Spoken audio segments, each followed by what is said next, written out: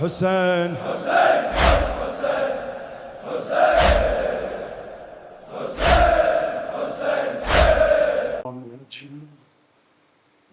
بسم الله الرحمن الرحيم الحمد لله الذي جعل الحمد مفتاحا لذكره وسببا للمزيد من فضله ودليلا على آلائه وعظمته ثم الصلاة والسلام على عبده ونبي رحمه وخاتم رسله سيدنا ومولانا القاسم محمد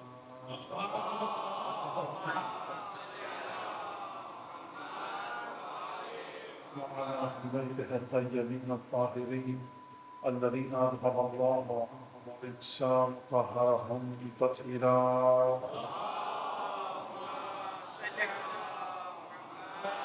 واللهم على أعدائهم أجمعين. أما بعد، عن رسول الله صلى الله عليه وآله وسلم أنه قال: إني تارك فيكم الثقلين كتاب الله وعترتي ما إن تمسكتم بها لن تضلوا بعدي. حدیث ثقلین کی روشنی میں عرفان عملی، اس موضوع کا انتخاب اس لیے کیا گیا کہ اس موضوع کے سلسلے میں بہت ہی زیادہ سوالات نوجوانوں کے ذہن میں ہیں، اور یہ وہ موضوع ہے کہ جس میں بڑی آسانی کے ساتھ کچے ذہنوں کو برقلایا جا سکتا ہے اور کچے اور ناپختہ ذہنوں کو ایک غلط سمت کی جانب، ایک غلط ڈائریکشن کی جانب ڈالا جا سکتا ہے۔ جو چیز کسی چیز کے اجزاء و شرائط میں سے نہ ہو، انگریڈینٹس میں سے نہ ہو، کمپوننٹس میں سے نہ ہو، اور آپ اس چیز کو اس چیز میں شامل کر دیں یہ سمجھتے ہیں کہ یہ اس چیز کا حصہ ہے، تو وہ چیز کبھی نہیں بنے گی۔ آپ کو دیوار کھڑی کرنی ہے، بجری چاہیے، سیمنٹ چاہیے، پانی چاہیے۔ یہ کس نے بتایا آپ کو؟ یہ بتایا معمار نے، یہ بتایا اس معمار نے کہ جو جانتا ہے کہ دیوار کیسے بنتی ہے۔ ہزاروں دفعہ آپ نے دیکھا، پڑوس میں دیوار بن رہی تھی، گھر میں دیوار بنی، تمام کی تمام چیزیں آپ سمجھ گئے کہ بغیر پوچھے ہوئے اگر میں آپ سے پوچھوں کہ مجھے دیوار بنا، آپ کہیں گے مولانا سیمنٹ لے لیجیے، بجری اور پانی، یہ تین چیزیں ہیں۔ اب عرفان کے اندر کیا چیزیں شامل ہیں یہ کون بتائے گا؟ کل کی گفتگو بھی آپ کے ذہنوں میں یقیناً ہوگی۔ سب سے پہلے اس بات کو سمجھ لیجیے کہ عرفان یعنی حقیقی پہچان ذات خدا کی، خدا کے اسماء و صفات کی۔ خدا کا نام کیا ہے، وہ کیسے عمل کرتے ہیں، اور اس کی صفات کیا ہیں، یہ بھی عرفان کا ایک پہلو ہے۔ اور ایک وہ عرفان کہ جس میں آپ ایسے اعمال انجام دیتے ہیں کہ جس کے بعد آپ کو حقیقی معرفت، پہچان اور شناخت حاصل ہوتی ہے۔ اس کی جڑ قرآن مجید میں کہاں پر ہے؟ اس کی جڑ قرآن مجید میں کہاں پر ہے اور ہم اس کو کہاں تک پھیلا سکتے ہیں؟ قرآن مجید نے ایک بڑی مشہور آیت کہ جو عرفان کے ایک عجیب پہلو کو بتاتی ہے، اور دسیوں دفعہ، سینکڑوں دفعہ آپ سن چکے ہیں کہ ان کنتم تحبون اللہ فاتبعونی یحببکم اللہ۔ دیکھو، اگر تم اللہ سے محبت کرتے ہو تو میری اتباع کرو۔ میری سے مراد رسول خدا کی اتباع کرو، یحببکم اللہ، اب اللہ تم سے محبت کرنے لگ جائے گا۔ اس کا ہمارے موضوع سے کیا تعلق ہے؟ جب بھی کوئی ذات کسی دوسری ذات سے محبت کرتی ہے تو اس کو کھینچ کے اپنی جانب لے کر آتی ہے۔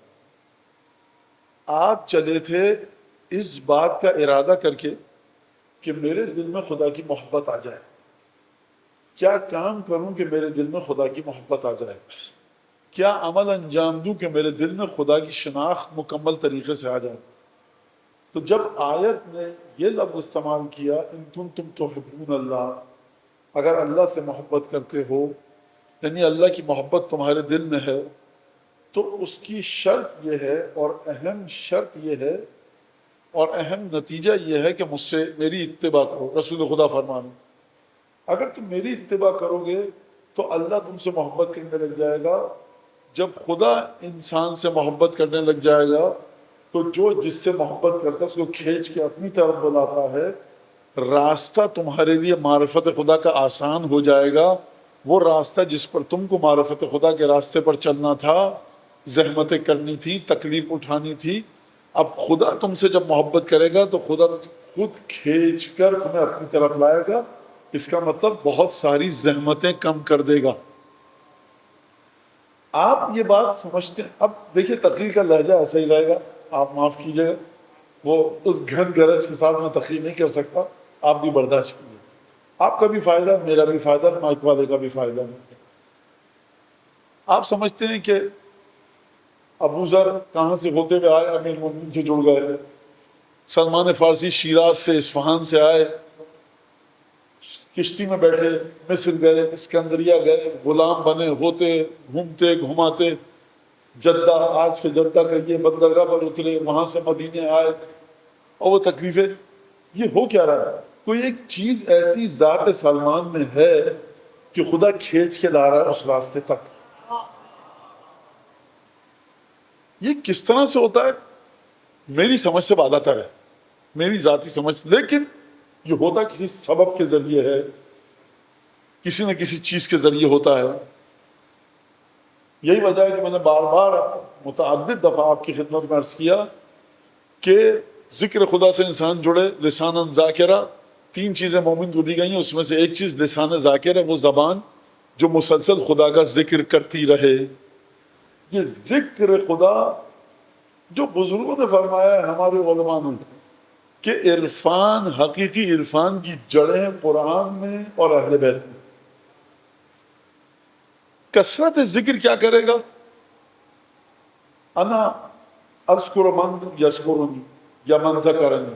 خدا کہہ رہا ہے میں اس کا ذکر کرتا ہوں جو میرا ذکر کرتا ہے. آپ نے یہاں بیٹھے بیٹھے پڑھا سبحان اللہ والحمد للہ ولا الہ الا اللہ واللہ اکبر. معصوم کے وعدے کے مطابق خدا آپ کو یاد کرے گا. آپ نے خدا کو یاد کیا، خدا آپ کو یاد کرے گا. بہترین ذکر پڑھنے کی جگہ کون سی ہے؟ اہل غفلت کے درمیان. بازار میں جا رہے ہیں آپ، کوئی جوتا خرید رہا ہے، کوئی شرٹ خرید رہا ہے، کوئی سبزی خرید رہا ہے، کوئی جویلری خرید رہا ہے، کوئی کیا خرید رہا ہے. لوگ عجیب بھاؤ تاؤ میں لگے ہوئے. آپ بھی گئے کچھ نہ کچھ خریدنے کے لیے اور آپ نے ایک دفعہ ذکر کرنا شروع کر دیا، تسبیحات اربع، صلوات، درود، اللہ اکبر، قل هو اللہ انا انزلنا. روایت معصوم سے کہ بہترین ذکر وہ ہے جو اہل غفلت کے درمیان کیا ہے. اور بازار وہ جگہ ہے کہ جہاں پر لوگ حرام کام نہیں کر رہے ہوتے. جوتا بیچ رہا ہے ایک شخص، پینٹ، پتلون، شلوار قمیص، کرتا پاجامہ، زیورات، کھانے پینے کی چیزیں بیچ رہا ہے، لیکن یہ ہے غافل. خدا کی جانب ان کی توجہ نہیں ہے. خدا نے قرآن مجید میں جب بیت سیدہ کی تعریف کی تو فرمایا رجال لا تلہیہم تجارۃ ولا بیع عن ذکر اللہ. اس گھر میں وہ لوگ ہیں جو دنیا کے تمام کاموں میں مصروف ہوتے ہیں لیکن خدا کے ذکر سے دور نہیں ہوتے. لہٰذا اگر کوئی شخص اہل غفلت کے درمیان خدا کا ذکر کرے تو اس میں ایک رمق آ گئی، ایک چمک آ گئی، ایک کرن آ گئی بیت سیدہ کی. لہٰذا فرمایا اگر تم میری اتباع کرو گے تو اللہ تم سے محبت کرے گا. اتباع رسول کیجئے، خدا آپ سے محبت کرے گا. آپ کی نگاہ ہو رسول کی جانب، خدا کی نگاہیں ہوں گی آپ کی جانب. یہ ہے ذات رسول خدا کی برکت. جب خدا محبت کرے گا تو کھینچ کر لائے گا. لہذا خدا نے کوئی چیز دیکھی اور اسباب کو مہیا فرمایا. کس چیز کے لیے؟ اس چیز کے لیے کہ جو ولایت اہل بیت، رسول خدا کی رسالت. اب یہاں پر ایک مسئلہ ہے، بعض لوگ اس طرح سے ذکر ڈھونڈتے ہیں کہ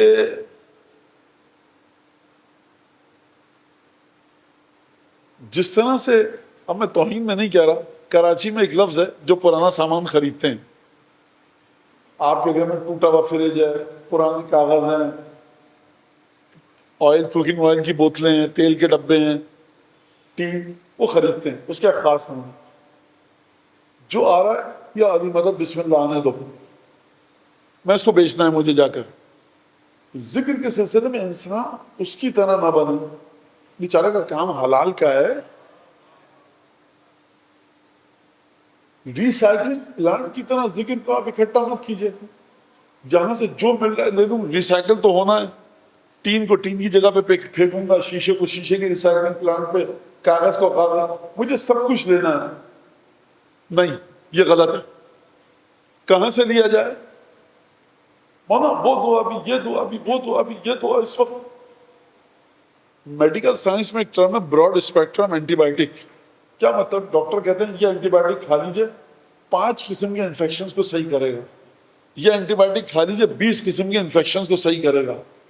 24 گھنٹے میں معصومین نے اور آپ کے مرجع نے اپنی توضیح وسائل میں جن چیزوں کو لکھا ہے, تاکید کی ہے, اسی پر عمل کیجئے, آپ کو خدا کی معرفت نصیب ہوگی.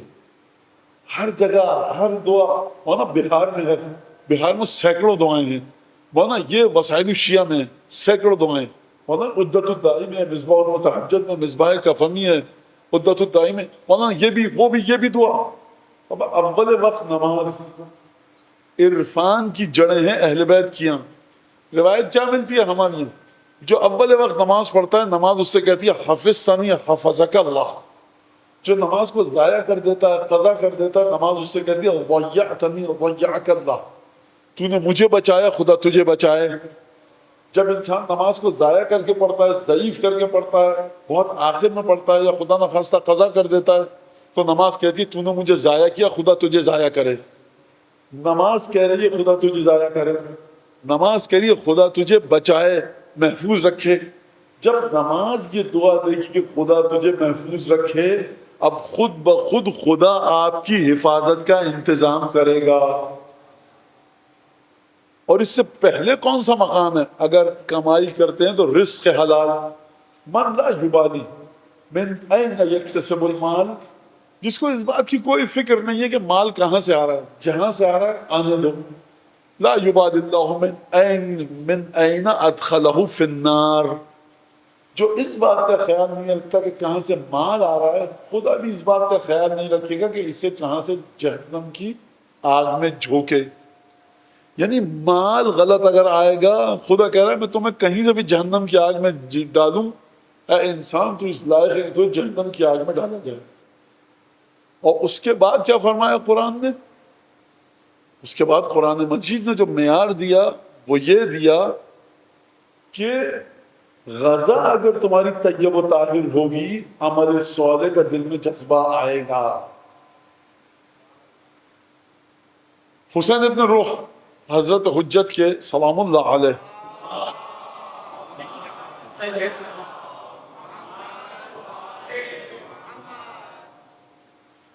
اصحاب امام عسکری میں سے ایک صحابی تھے احمد متیل, نیم تے یہ لام متیل.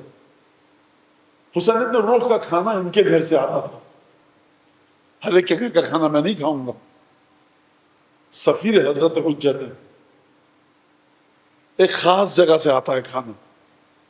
کھانا غذا یہ بنیاد بنتی ہے کہ انسان عبادتوں کی طرح مائل ہو. آج کی سائنس کہتی ہے تم وہی ہو جو کھا رہے ہو. Science biological point of view سے کہتی ہے. امام فرما رہے ہیں گویا کہ میرے الفاظ میں اپنے الفاظ میں تشریح ہوں, تم وہی ہو جو کھا رہے ہو.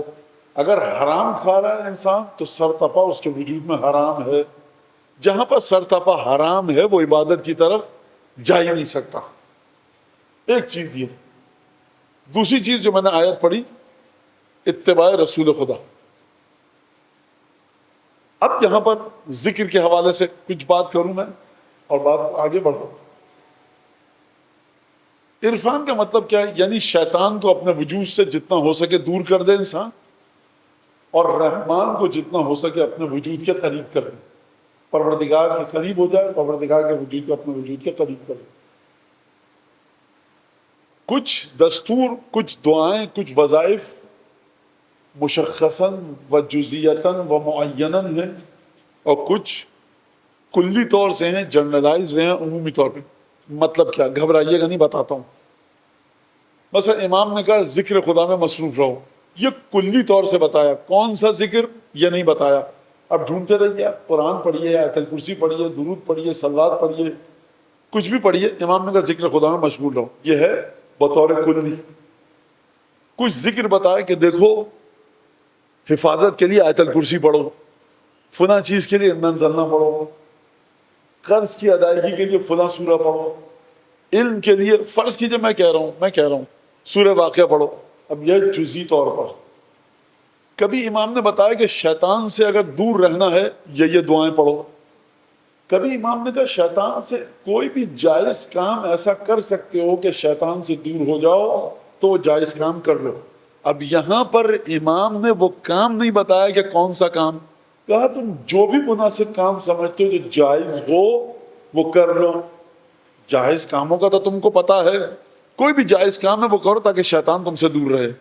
یہ دونوں باتیں اگر آپ سمجھ گئے تو چلیے اب ایک حدیث کی طرف. یہ ایک حدیث نقل ہوئی ہے امیر المومنین سے کہ سئلہ، امیر المومنین پوچھا گیا امیر المومنین سے آ کر کہ یا امیر المومنین آپ کیا فرماتے ہیں فی رجل یذنب دائما یستغفر ثم یذنب یستغفر ثم یذنب یستغفر ثم یذنب، کیا کہتے ہیں آپ اس شخص کے بارے میں جو استغفار کرتا ہے پھر گناہ کرتا ہے، گناہ کرتا ہے پھر استغفار کرتا ہے، استغفار کرتا ہے پھر گناہ کرتا ہے، اور یہ سلسلہ چل رہا ہے، کیا کریں؟ مولانا نے فرمایا یستغفر دائما، ہمیشہ استغفار کرتا رہے گا. اس کا مطلب یہ ہے کہ انسان اس بات سے گھبرائے کہ وہ گناہ کر رہا ہے، لیکن زیادہ گھبراہٹ کب ہونی چاہیے کہ گناہ کے بعد استغفار کرنا چھوڑ دے.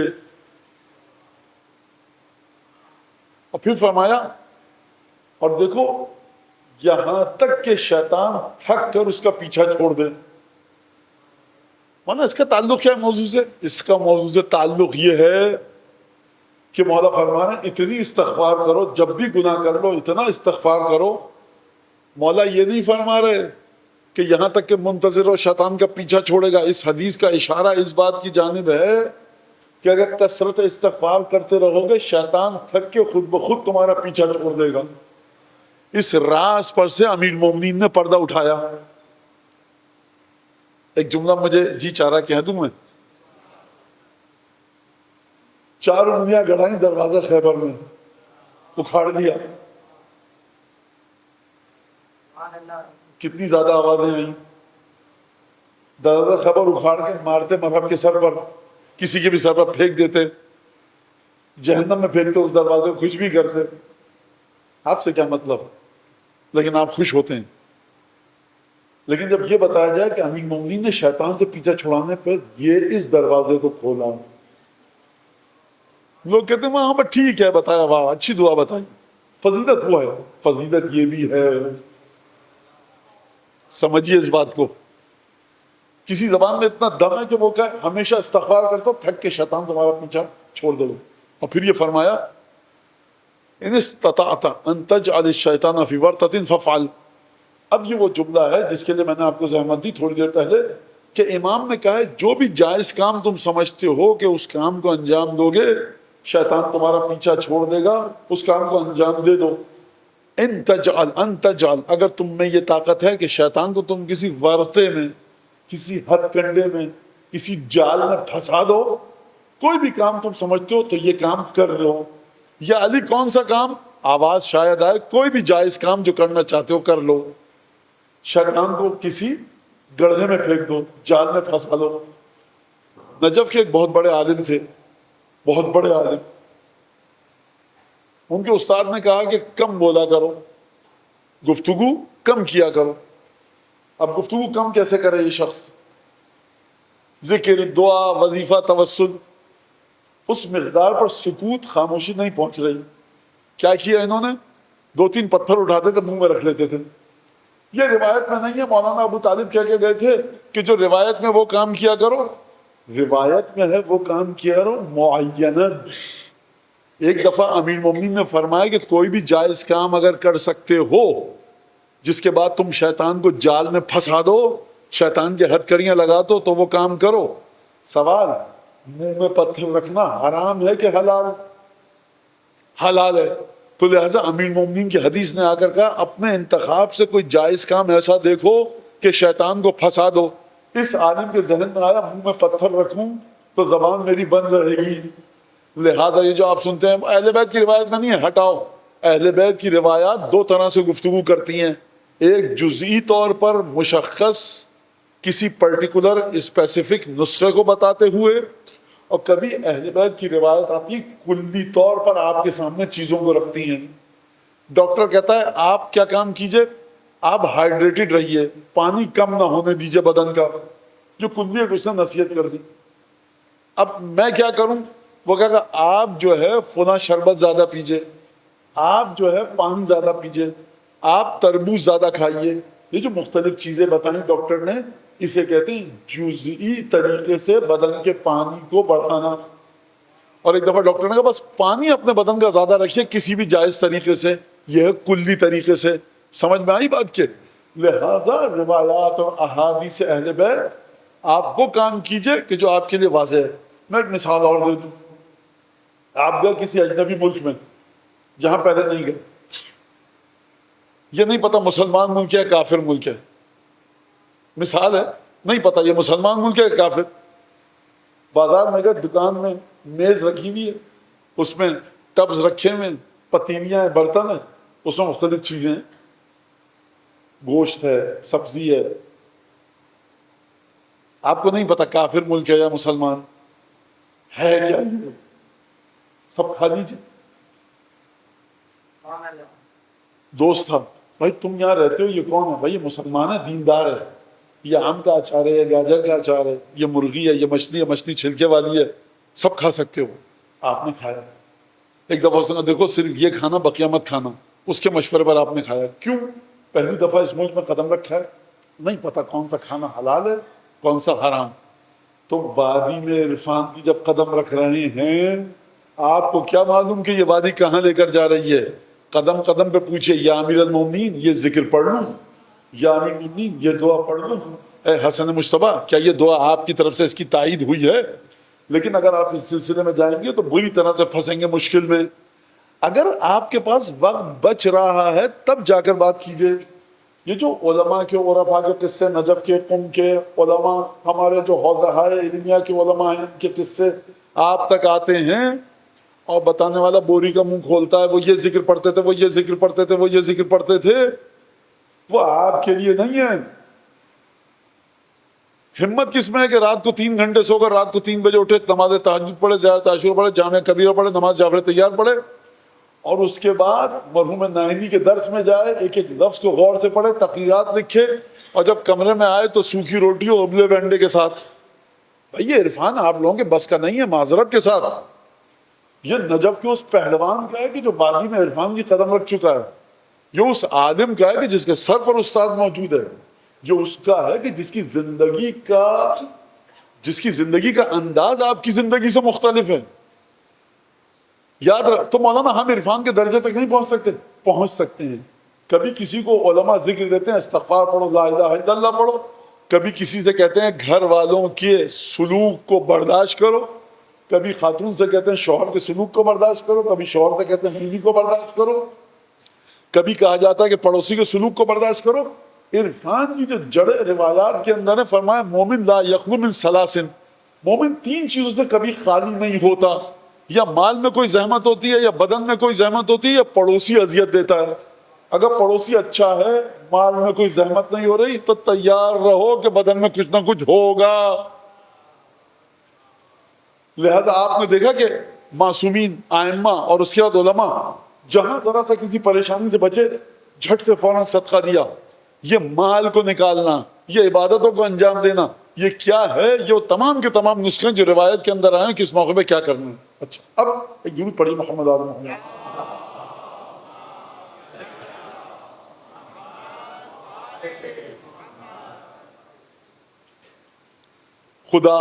خدا کی بات ہو رہی ہے، خدا کی معرفت.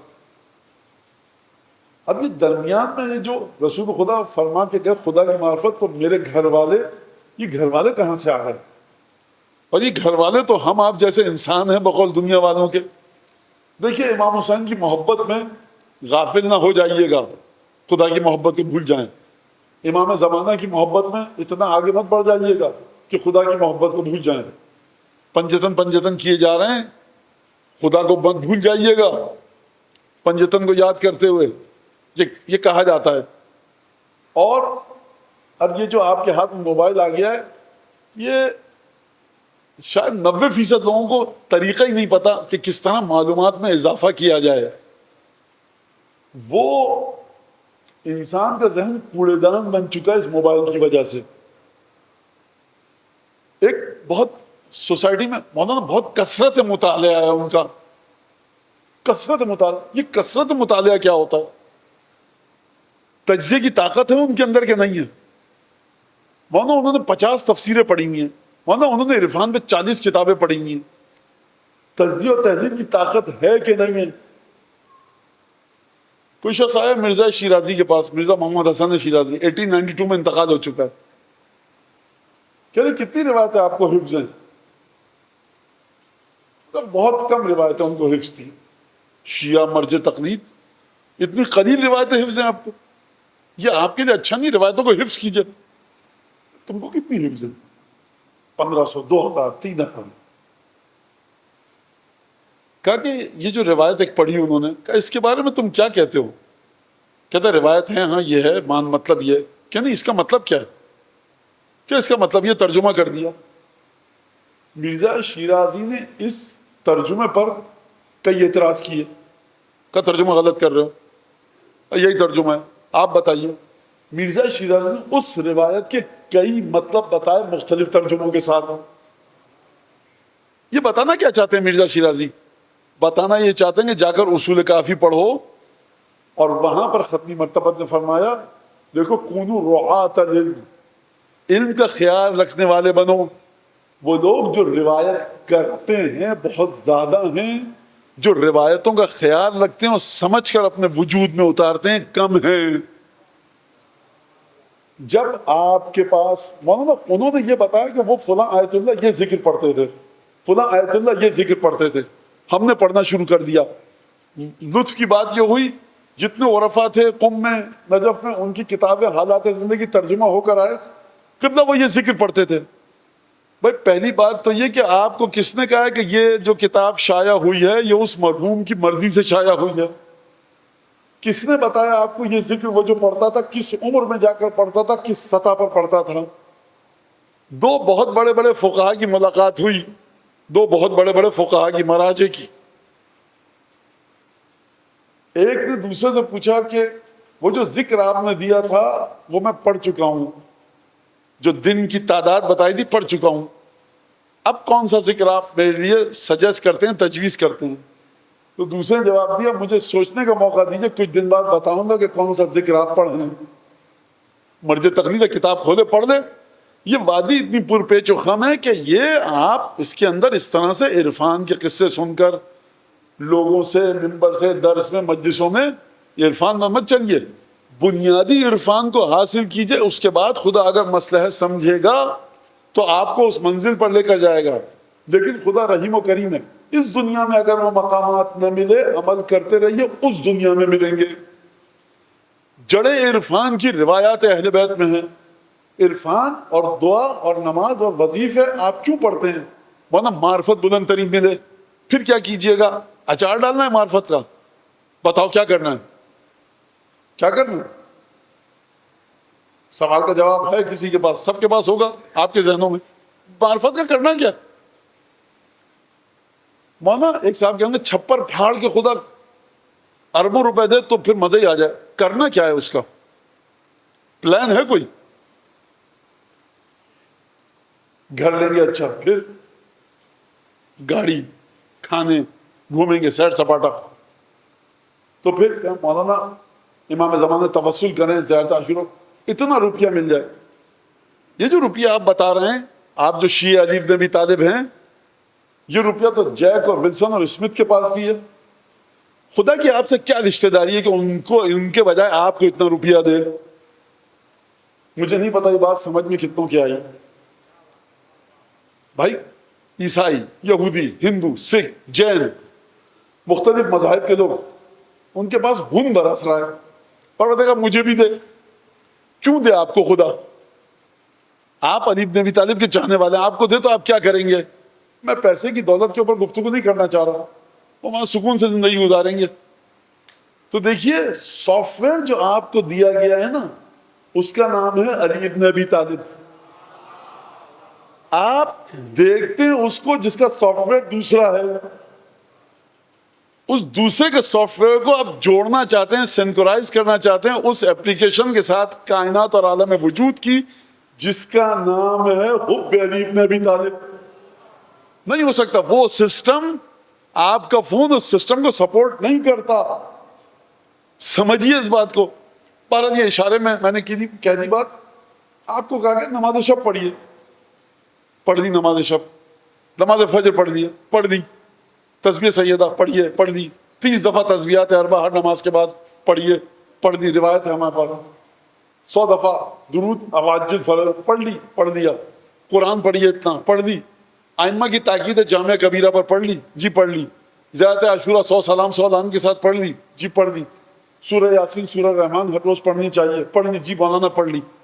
اب آئیے گا ذکر بتاؤں آپ کو ایک بڑا خاص، مولانا وقت نہیں ہے آفس جانا ہے، نہیں آفس چھوڑیے آئیے مولانا۔ تو پھر میں، اس کا مطلب ہے کہ امام نے کچھ دیکھا تھا کہ آپ کو وہ اذکار بتائے کہ آپ اپنی زندگی میں مصروف رہ کر ان دعاؤں کو پڑھ سکتے ہیں۔ مولانا یہ تو معصومین نے بتا دیے، کھیل کیا ہے معصومین نے میرے ساتھ کیا؟ نعوذ باللہ۔ بتایا کہ اس مرحلے پر آ کر یہ پڑھو، جب یہ پڑھ کر ہماری بارگاہ تک تحفے بھیجو گے پھر ہم سمجھتے ہیں کہ تمہیں کس کلاس میں رکھیں۔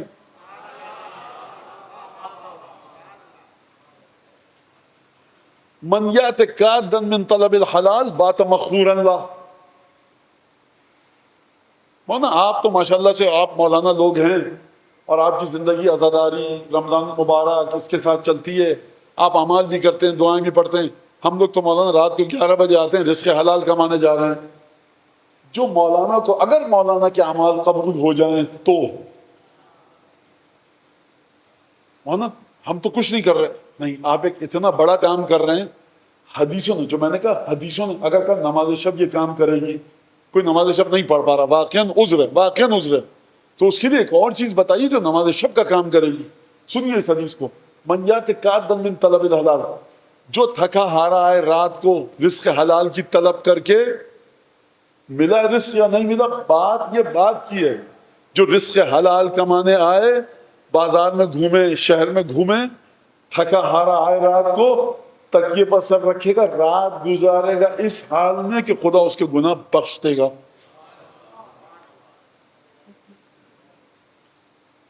اب چلیے ایک الگ مرحلے میں، جب یہ خدا کی معرفت، پنجتن کی معرفت اتنی حاصل مت کیجئے کہ خدا کو بھول جائیں۔ کیا حسین کر کیے جا رہے ہیں آپ؟ اس خدا کی طرف متوجہ ہوئیے جس کی طرف حسین متوجہ تھا۔ ایک خدا کی مخلوق ہے، اس کے ہاتھ میں ناریل آ جائے غضب ہو جاتا ہے،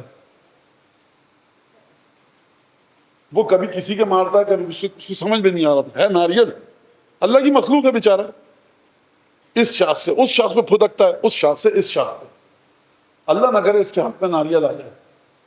جن بچوں کی سمجھ میں نہیں آیا اپنے بڑوں سے پوچھ لیں۔ اب ہمارے مکتب کا اہم ترین مسئلہ، کہ جو خدا کا بھی اہم ترین مسئلہ ہے، خدا کے لیے مسئلہ اس عنوان سے کہ کیسے اپنے بندوں کو سمجھاؤں، بندوں کے لیے اس عنوان سے کہ کیسے سمجھیں۔ اب چلیے مرکز عرفان پر، وہ جگہ کہ جہاں خدا کے علم کے مطابق اس سے آگے تم نہیں آ سکتے، اس جگہ کی گوگل لوکیشن بتا رہا ہوں آپ کو۔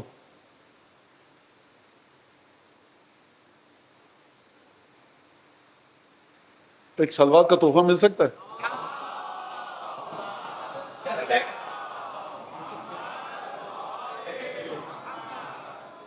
شکریہ بیٹا، سلامت رہو، جیتے رہو۔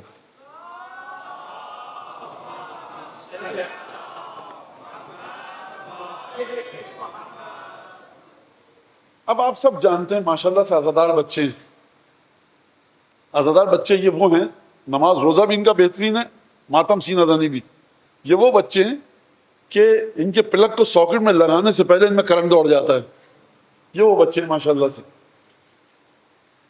رسول خدا گئے معراج پر، سبحان الذی اسرا بعبدہ، آیت سب کو یاد ہے، پاک ہے وہ ذات جو ایک رات میں لے کر گئی اپنے بندے کو کہاں سے؟ مسجد حرام سے مسجد اقصی تک، لنریہ من آیاتنا، تاکہ اپنی نشانیاں دکھائیں۔ اس کا مطلب عبودیت اس مقام پر تھی۔ اگر یہ عبودیت، 10 دفعہ آپ اس موضوع پر تقریر سن چکے ہیں، اگر یہ عبودیت اس مقام پر نہ ہوتی کہ خدا عالم غیب کی سیر کراتا تو خدا نہ لے کر جاتا، واضح بات ہے۔ اگر ختمی مرتبہ میں یہ لیاقت اور شائستگی نہ ہوتی، عبودیت اس مقام تک نہ ہوتی، تو ختمی مرتبہ لے کر کو ختمی مرتبہ تو خدا لے کر وہاں تک نہیں جاتا تھی، تو وہاں لے کر گیا، وہاں لے کر گیا تو کیا ختمی مرتبت نے عبودیت کے کچھ اور مرحلے وہاں پہ طے نہیں کیے؟ الفاظ بدل دوں، کیا کچھ اور تحفے نہیں ملے؟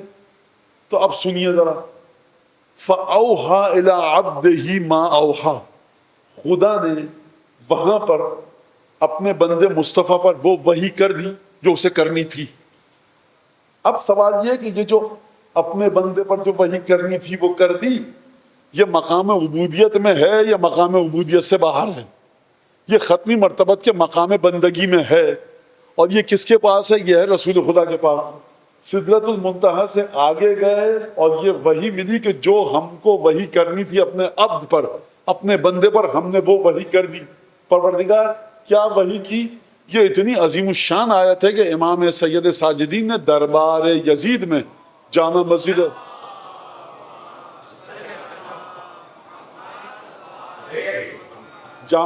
اموی میں اس آیت کو پڑھا، فَأَوْحَى إِلَيْهِ الْجَلِيلُ مَا أَوْحَى، میں اس کا بیٹا ہوں کہ رب جلیل نے وہ پیغام دیا میرے نانا کو جو دینا تھا۔ اس کا مطلب ہے کہ آخری عرفان کا مرحلہ یہ ہے، وہ موسیٰ تھے، کلم اللہ موسیٰ تکلیما، زمین پہ کلام کیا۔ یہ رسول خدا بتایا نہیں کہ کیا وحی کرنی تھی، کلام کا مرحلہ اور ہے، وحی کا مرحلہ اور ہے۔ کلام اگر زمین ہے تو وحی آسمان ہے، اور اپنے بندے پر وہ وحی کی جو اسے کرنی تھی نہیں بتایا۔ اب یہ ہو گیا ختمی مرتبت کا وجود کہ رازوں کو ختمی مرتبت کے سینہ اطہر میں پروردگار نے رکھ دیا۔ اب آپ کو جب بھی توحید دیکھنی ہے، آپ کو وجود ختمی مرتبت کا مطالعہ کرنا ہے، ختمی مرتبت کو ہٹا کر خدا کو آپ دیکھ ہی نہیں سکتے۔ لہٰذا میں کیسے اس رسول کو ہٹا کر خدا کی طرف متوجہ ہو جاؤں کہ جس کو خدا نے اپنی توحید کا آئینہ قرار دیا؟ اب آپ سمجھے کہ آپ رسول خدا کو درمیان سے نہیں ہٹا سکتے۔ چلے مولانا رسول خدا کو تو دیکھ لیا، لیکن اب آپ امام حسن، امام حسین، امیر المومنین، ائمہ معصومین، تو اب آپ چلیے، اگر آپ یہ مانتے ہیں کہ وراثت کے ذریعے وہ نور منتقل ہوا سیدہ میں، حسن حسین میں، جناب امیر میں، امام سجاد میں اور وقت کے امام میں، تو اب اگر آپ مانتے ہیں تو وہ جملہ سن لیجیے جو آپ کے عقیدے کا حصہ ہے، اللہم عرفنی نفسک، پروردگار اپنی ذات کی پہچان مجھے کروا۔ فَإِنَّكَ إِن لَمْ تُعَرِّفْنِي نَفْسَكَ، اگر تو نے مجھے اپنی ذات کی پہچان نہ کروائی، لم اعرف رسولک، میں تیرے رسول کو نہیں پہچان پاؤں گا۔ اگر پروردگار اپنے رسول کی پہچان مجھے کروا، اگر تو نے اپنے رسول کی پہچان مجھے نہیں کروائی، میں تیری حجت اپنے امام وقت کو نہیں پہچان پاؤں گا۔ مجھے امام عصر کی پہچان کروا، اگر تو نے مجھے امام عصر کی پہچان نہ کروائی تو میں دین سے گمراہ ہو جاؤں گا۔ تمہارا دین ہے امام وقت کی معرفت۔ دیکھیے امام تو ہیں، لیکن انحرافات میں سے ہے یہ جملہ کہ آپ حسین کے اس خدا کی طرف بھی تو دیکھیے جس کی طرف حسین دیکھ رہے ہیں۔ ارے میں حسین ابن علی کی طرف دیکھ رہا ہوں، یہ حسین مجھے خدا تک لے کر جائیں گے۔ خوب توجہ کیجئے گا، زیادہ عاشورہ میں آپ کیا پڑھتے ہیں؟ اللہم اجعلنی عندک وجیہن، پروردگار مجھے وجاہت دے، یعنی کیا مطلب؟ اچھا مقام دے، تیرے سامنے آ کر بیٹھوں روز قیامت تو اچھی جگہ پر بٹھائیو، جہنمیوں کے ساتھ مت بٹھائیو۔ کیوں پروردگار؟ میں نے بہت بڑے زبردست طریقے سے کہا، نماز پڑھنی واجب ہے، واجبات انجام دو، حرام سے بچو، لیکن واجبات صرف انجام دے کر، حرام سے بچ کر، دل آقا سید الشہداء کی محبت سے خالی ہو یہ خدا کے آگے ٹک نہیں سکتے. ثبتنی قدم صدق عندک مع الحسین. پروردگار جب سب کے پیر لرز رہے ہوں گے نا قیامت میں, تو یہ جو حسین ابن علی سے سچی محبت کرتا ہے اور جس کی محبت قبول بھی کی گئی ہوگی آقا سید الشہداء کی جانب سے, اس کے قدم جمے رہیں گے تیری ذات کے سامنے. لہذا آپ خود سمجھے اس گفتگو کو. اب آپ سمجھے کہ جو آپ سے کہا گیا کہ اہل بیت کے ذریعے تمام چیزیں اہل بیت کے ذریعے ہوتی ہیں, تمام کے تمام چیزیں اہل بیت کے ذریعے آپ خدا تک پہنچیے. تو خدا الگ نہیں ہے. کیا مطلب خدا ہے, اہل بیت اس کی مخلوق ہیں, اس کے عبد ہیں. لیکن اگر خدا نے اپنے تمام راز سینہ ختمی مرتبت میں رکھے, اگر خدا نے اپنی توحید کے تمام راز قلب امیر المومنین میں رکھے, اور آج کے دور میں توحید کے تمام راز قلب مطہر حضرت صاحب العصر والزمان میں ہیں,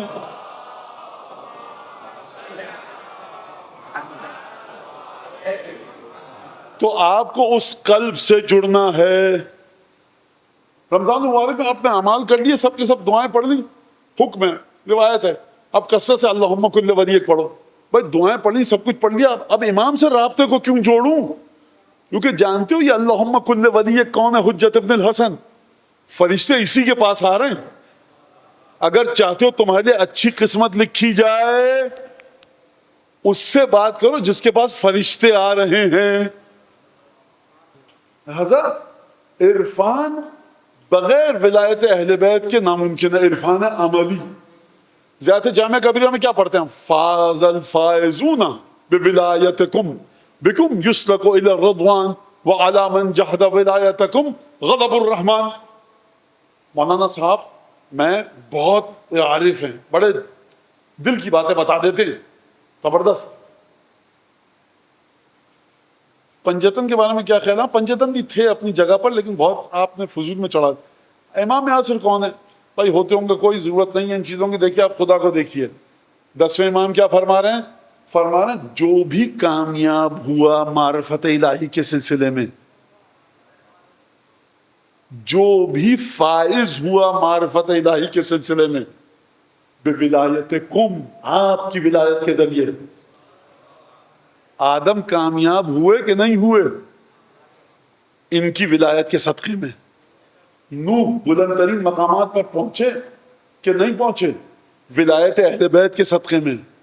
موسیٰ اور عیسیٰ بلند ترین مقامات پر پہنچے معرفت الہی کے سلسلے میں.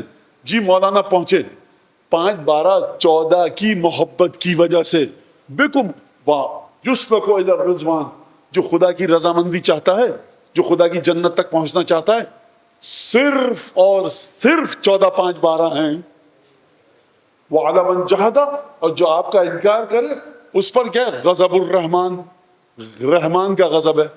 یہ غضب اللہ کیوں نہیں کہا؟ 10ویں امام نے غضب الرحمن کیوں کہا؟ اتنے ڈھیروں ناموں میں 10ویں امام کو یہی نام لکھا. رحمان کا مطلب کیا ہے؟ رحم دل. خدا سے بڑا کوئی رحم دل ہے نہیں مولانا. اگر ان کو ٹھکرایا اور ان سے بغض رکھا تو وہ جو رحمان ہے نا, وہ تمہارے لیے رحمان نہیں رہے گا.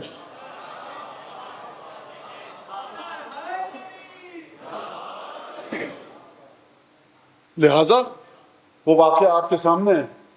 جب نے رسولوں کو دعا سکھائی ہے, فرمایا لکھو یا اللہ یا رحمان یا رحیم یا مقلب القلوب ثبت قلبی علی دینے. مولا سنیے ذرا مجھ سے, یا اللہ یا رحمان یا رحیم یا مقلب القلوب والابصار. خدا آنکھوں اور دلوں کو پلٹاتا ہے. ہم نے ابصار کہا نہیں مولا, آپ نے تو نہیں کہا, لیکن میں نے کہا کہ جو ہم نے سکھایا وہ کہو, جو ہم نے کہا ہے وہ کہو. عرفان نام ہے تعبد کا اور توجہ اہل بیت کی طرف. آپ سمجھتے ہیں تمام علماء مراجع, کسی کے گھر میں اتوار کی رات کو ہوتی ہے مجلس, کسی کے گھر میں شب جمعہ ہوتی ہے, کسی کے گھر میں صبح جمعہ ہوتی ہے. کیوں ہوتی ہے؟ اس وجہ سے کہ بعض گناہ ایسے ہیں کہ جو استغفار سے معاف ہوتے ہیں, بعض گناہ ایسے ہیں آپ صدقہ دے معاف ہوتے ہیں, بعض گناہ ایسے ہیں میں نے کسی کا مال کھا لیا, اس کو پیسے دیے, استغفار کی معاف ہو گیا. بعض گناہ مومن کی, کمزور کی, مظلوم کی مدد کر کے معاف ہوتے ہیں. بعض گناہ حج کے ذریعے معاف ہوتے ہیں. بعض گناہ ایسے ہیں جو سوائے سید الشہداء کی زیارت اور سید الشہداء پر گریے کے علاوہ معاف ہو ہی نہیں سکتے.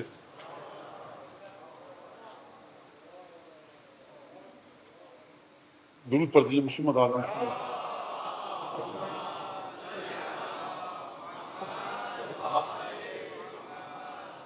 گیارہ محرم کی ظہر ہے، قافلہ چلنے کے لیے تیار ہے.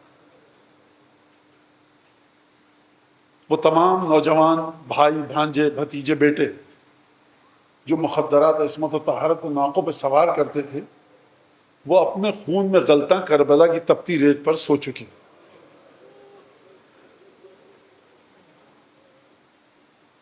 بیویوں کو سوار کروایا گیا.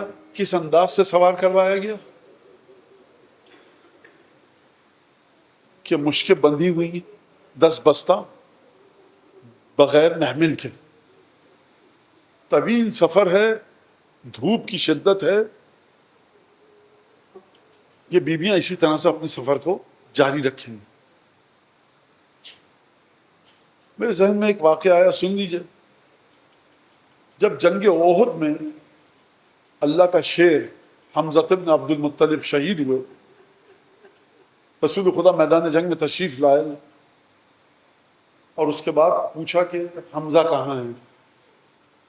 اصحاب کی ہمت نہیں ہو رہی تھی کہ بتائیں حمزہ کہاں ہیں، کیونکہ حمزہ شہید ہو چکے ہیں. رسول خدا ہمیشہ علم رسالت سے کام نہیں لیتے تھے. کبھی انسانوں سے پوچھتے فلاں چیز کہاں ہے، فلاں شخص کہاں ہے، فلاں چیز کہاں سے ملے گی، تو عام انسانی سطح پر حمزہ کہاں ہے.